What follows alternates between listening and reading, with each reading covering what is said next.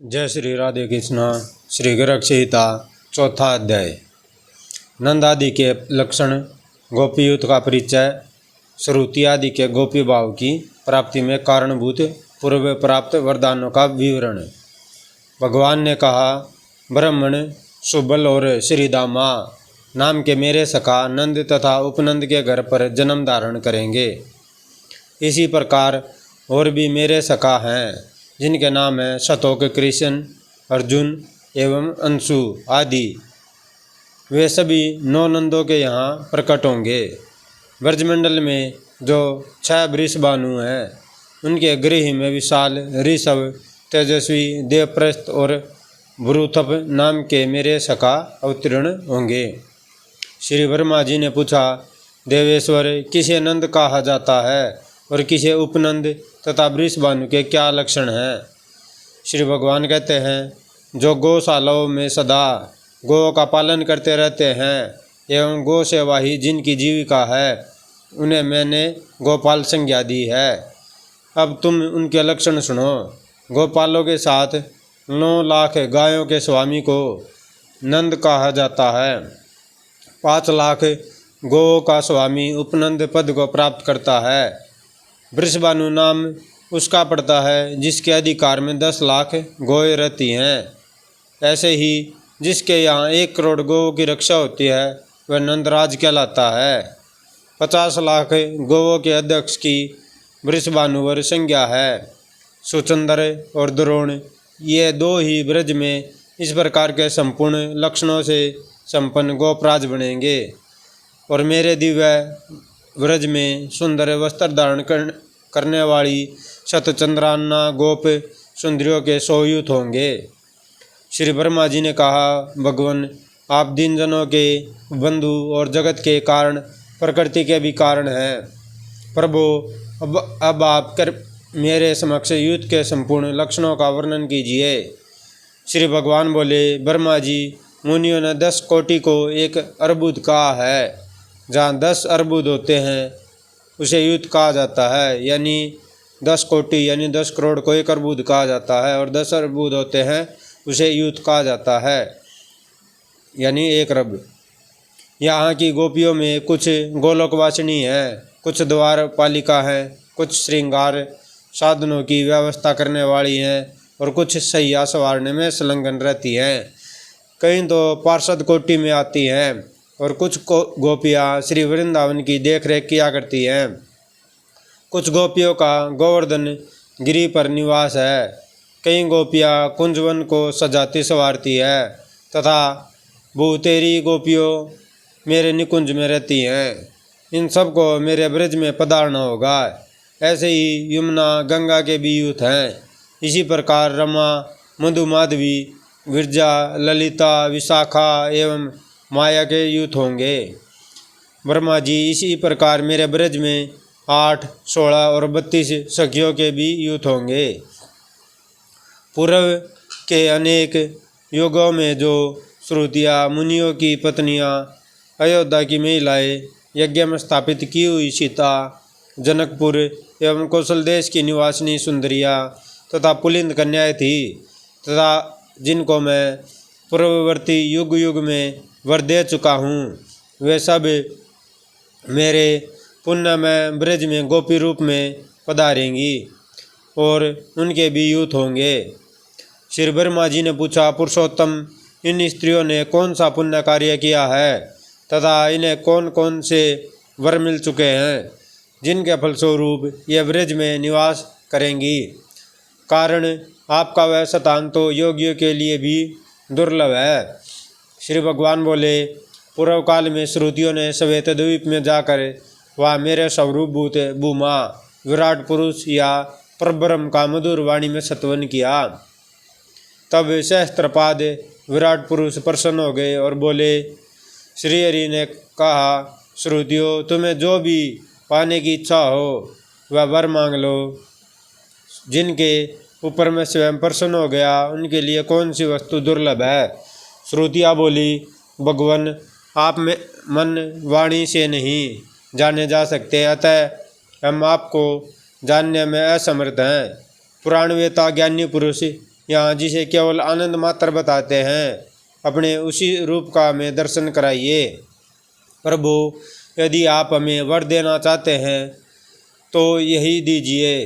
श्रुतियों की ऐसी बात सुनकर भगवान ने अपने दिव्य गोलोक धाम का दर्शन कराया, जो प्रकृति से परे है। वह लोक ज्ञानानंद स्वरूप अविनाशी तथा निर्विकार है।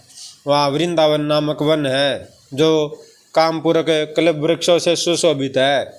मनोहर निकुंजों से संपन्न वह वृंदावन सभी ऋतुओं में सुखदायी है। वहाँ सुंदर झरनों और गुफाओं से सुशोभित गोवर्धन नामक गिरी है। रतन एवं धातु से भरा हुआ वह श्रीमान पर्वत सुंदर पक्षियों से आवृत है। वहाँ स्वच्छ जल वाली श्रेष्ठ नदी यमुना भी लहराती है। उसके दोनों तट रत्नों से बंधे हैं। हंस और कमल आदि से वह सदा व्याप्त रहती है। वहाँ विविध रास रंग से उन्मत्त गोपियों का समुदाय शोभा पाता है। उसी गोपी समुदाय के मध्य भाग में किशोर वैसे सुशोभित भगवान श्री कृष्ण विराजते हैं। उन श्रुतियों को इस प्रकार अपना लोक दिखाकर भगवान बोले, कहो तुम्हारे लिए अब क्या करूं? तुमने मेरा यह लोक तो देख ही लिया, इससे उत्तम दूसरा कोई वर नहीं है। श्रुतियों ने कहा, प्रभु, आपके करोड़ों कामदेवों के सम्मान मनोहर श्री विग्रह को देखकर हमें कामिनी भाव आ गया है और हमें आपसे मिलने की उत्कट इच्छा हो रही है। हम विरह ताप संतप्त हैं, इसमें संदेह नहीं है। अतः आपके लोक में रहने वाली गोपियाँ आपका संग पाने के लिए जैसे आपकी सेवा करती हैं, हमारी भी वैसी ही अभिलाषा है। श्री हरि बोले, श्रुतियों, तुम लोगों का यह मनोरथ दुर्लभ एवं दुर्घट है, फिर भी मैं इसका भली भांति अनुमोदन कर चुका हूँ, अतः वह सत्य होकर रहेगा। आगे होने वाली सृष्टि में जब ब्रह्मा जगत की रचना में संलग्न होंगे, उस समय सारस्वत कल्प बीतने पर तुम सभी श्रुतियाँ ब्रज में गोपियाँ होगी। भूमंडल पर भारतवर्ष में मेरे मथुरा मंडल के अंतर्गत वृंदावन में रासमंडल के भीतर मैं तुम्हारा प्रियतम बनूंगा। तुम्हारा मेरे प्रति सुदृढ़ प्रेम होगा, जो सब प्रेमों से बढ़कर है। तब तुम सब श्रुतियाँ मुझे पाकर सफल मनोरथ होगी। श्री भगवान कहते हैं, ब्रह्मा जी, पूर्व कल्प में मैंने वर दे दिया है, उसी के प्रभाव से वे श्रुतियाँ ब्रज में गोपियाँ होंगी। अब अन्य गोपियों के लक्षण सुनो। त्रेता युग में देवताओं की रक्षा और राक्षसों का संहार करने के लिए मेरे स्वरूपभूत महापराक्रमी श्री रामचंद्र जी अवतीर्ण हुए थे। कमल लोचन श्री राम ने सीता के स्वयंवर में जाकर धनुष तोड़ा और उन जनक नंदिनी श्री सीता जी के साथ विवाह किया। ब्रह्मा जी उस अवसर पर जनकपुर की स्त्रियां श्री राम को देखकर प्रेमवील हो गई। उन्होंने एकांत में उन माँ बाग से अपना अभिप्राय प्रकट किया, राघव, आप हमारे प्रियतम बन जाएं।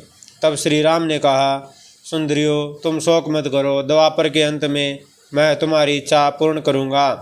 तुम लोग परम श्रद्धा और भक्ति के साथ तीर्थ, दान, तप, शौच एवं सदाचार का भली भांति पालन करती रहो। तुम्हें ब्रज में गोपियों होने का सुअवसर प्राप्त होगा। इस प्रकार वर देकर धनुर्धारी करुणानिधि श्री राम ने अयोध्या के लिए प्रस्थान किया।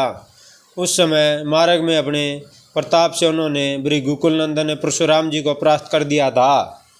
कौशल जनपद की स्त्रियों ने भी राजपथ से जाते हुए उन कमनीय कांति राम को देखा। उनकी सुंदरता कामदेव को मोहित कर रही थी। उन स्त्रियों ने श्री राम को मन ही मन पति के रूप में वर्ण कर लिया। उस समय सर्वज्ञ श्री राम ने उन समस्त स्त्रियों को मन ही मन वर दिया, तुम सभी व्रज में गोपियाँ होगी और उस समय मैं तुम्हारी इच्छा पूर्ण करूँगा। फिर सीता और सैनिकों के साथ रघुनाथ जी अयोध्या पधारे। यह सुनकर अयोध्या में रहने वाली स्त्रियाँ उन्हें देखने के लिए आई।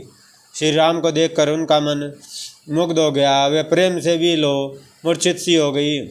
फिर वे श्री राम के व्रत में परायण होकर सरयू के तट पर तपस्या करने लगी। तब उनके सामने आकाशवाणी हुई, द्वापर के अंत में यमुना के किनारे वृंदावन में तुम्हारे मनोरथ पूर्ण होंगे, इसमें संदेह नहीं है। जिस समय श्री राम ने पिता की आज्ञा से दंडक वन की यात्रा की, सीता तथा लक्ष्मण भी उनके साथ थे और वे हाथ में धनुष लेकर इधर उधर विचर रहे थे। बहुत से मुनि थे। उनकी गोपाल वेशधारी भगवान के स्वरूप में निष्ठा थी। रासलीला के निमित्त वे भगवान का ध्यान करते थे। उस समय श्री राम की युवा अवस्था थी। वे हाथ में धनुष बाण धारण किए हुए थे। जटाओं के मुकुट से उनकी विचित्र शोभा थी। अपने आश्रम पर पधारे हुए श्री राम में उन मुनियों का ध्यान लग गया। वे ऋषि लोग गोपाल वेशधारी भगवान के उपासक थे, अतः दूसरे ही स्वरूप में आए हुए श्री राम को देखकर सबके मन में अत्यंत आश्चर्य हो गया। उनकी समाधि टूट गई और देखो तो करोड़ों कामदेवों के समान सुंदर श्री राम दृष्टिगोचर हुए। तब वे बोल उठे, अहो आज हमारे गोपाल जी वंशी एवं वैंत के बिना ही पधारे हैं। इस प्रकार मन ही मन विचार कर सबने श्री राम को प्रणाम किया और उनकी उत्तम स्तुति करने लगे। तब श्री राम ने कहा, मुनियों वर मांगो। ये सुनकर सभी ने एक स्वर से कहा, जिस भांति सीता आपके प्रेम को प्राप्त वैसे ही हम भी चाहते हैं।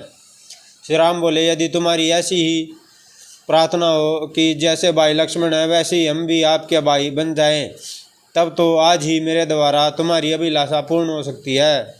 किंतु तुमने तो सीता के समान होने का वर मांगा है, अतः यह वर मान कठिन और दुर्लभ है, क्योंकि इस समय मैंने एक पत्नी व्रत धारण कर रखा है। मैं मर्यादा की रक्षा में तत्पर रहकर मर्यादा पुरुषोत्तम भी कहलाता हूँ। अतः तुम्हें मेरे वर का आदर करके द्वापर के अंत में जन्म धारण करना होगा और वही मैं तुम्हारे इस उत्तम मनोरथ को पूर्ण करूँगा। इस प्रकार वर देकर श्री राम स्वयं पंचवटी पधारे। वहाँ पर्णकुटी में रहकर वनवास की अवधि पूरी करने लगे। उस समय बीलों की स्त्रियों ने उन्हें देखा। उनमें मिलने की उत्कट इच्छा उत्पन्न होने के कारण में प्रेम से विल हो गई। यहाँ तक कि श्री राम के चरणों की धूल मस्तक पर रखकर अपने प्राण छोड़ने की तैयारी करने लगी। उस समय श्री राम ब्रह्मचारी के वेश में वहाँ आए और इस प्रकार बोले, स्त्रियों तुम व्यर्थ ही प्राण त्यागना चाहती हो, ऐसा मत करो। द्वापर के शेष होने पर वृंदावन में तुम्हारा मनोरथ पूर्ण होगा। इस प्रकार का आदेश देकर श्री राम का वह ब्रह्मचारी रूप वही अंतर्निहित हो गया। तत्पश्चात श्री राम ने सुग्रीव आदि प्रधान वानरों की सहायता से लंका में जाकर रावण प्रभृति राक्षसों को परास्त किया। फिर सीता को पाकर पुष्पक विमान द्वारा अयोध्या चले गए। राजाधिराज श्री राम ने लोकापवाद के कारण सीता को वन में छोड़ दिया। अहो भूमंडल पर दुर्जनों का होना बहुत ही दुखदायी है। जब जब कमल लोचन श्री राम यज्ञ करते थे तब तब विधि पूर्वक स्वर्णमयी सीता की प्रतिमा बनाई जाती थी। इसलिए श्री राम भवन में यज्ञ सीताओं का एक समूह ही एकतर हो गया। वे सभी दिव्य चैतन्य गण स्वरूपा होकर श्री राम के पास गई। उस समय श्री राम ने उनसे कहा, प्रियाओ मैं तुम्हें स्वीकार नहीं कर सकता। वे सभी प्रेम प्रायणा सीता मूर्तियाँ दशरथ नंदन श्री राम से कहने लगी, ऐसा क्यों? हम तो आपकी सेवा करने वाली है। हमारा नाम भी मिथिला ऐसे कुमारी सीता है और हम उत्तम व्रत का आचरण करने वाली सतिया भी हैं। फिर हमें आप ग्रहण क्यों नहीं करते? यज्ञ करते समय हम आपकी अर्धांगिनी बनकर निरंतर कार्यों का संचालन करती रही हैं। आप धर्मात्मा और वेदों के मार्ग का अवलंबन करने वाले हैं। यह अधर्मपूर्ण बात आपके श्री मुख से कैसे निकल रही है? यदि आप स्त्री का हाथ पकड़कर उसे त्याग दे तो आपको पाप का भागी होना पड़ेगा। श्री राम बोले, सतियो तुमने मुझसे जो बात कही है वह बहुत ही उचित और सत्य है, परंतु मैंने एक पत्नी व्रत का धारण कर रखा है। सभी लोग मुझे राजऋषि कहते हैं, अतः नियम को छोड़ भी नहीं सकता। एकमात्र सीता ही मेरी सहधर्मिणी है, इसलिए तुम सभी द्वापर के अंत में श्रेष्ठ वृंदावन में पधारना, वही तुम्हारी मनोकामना पूर्ण करूँगा। भगवान श्री हरि ने कहा, ब्राह्मण वे यज्ञ सीता ही ब्रज में गोपियाँ होंगी, अन्य गोपियों का भी लक्षण सुनो। इस प्रकार श्री गर्ग सीता में गोलोक खंड के अंतर्गत भगवद ब्रह्म संवाद में अवतार के उद्योग विषयक प्रश्न का वर्णन नामक चौथा अध्याय पूरा हुआ। जय श्री राधे राधे। अगर वीडियो अच्छी लगे तो लाइक कीजिएगा, चैनल को सब्सक्राइब कीजिएगा। जय श्री राधे।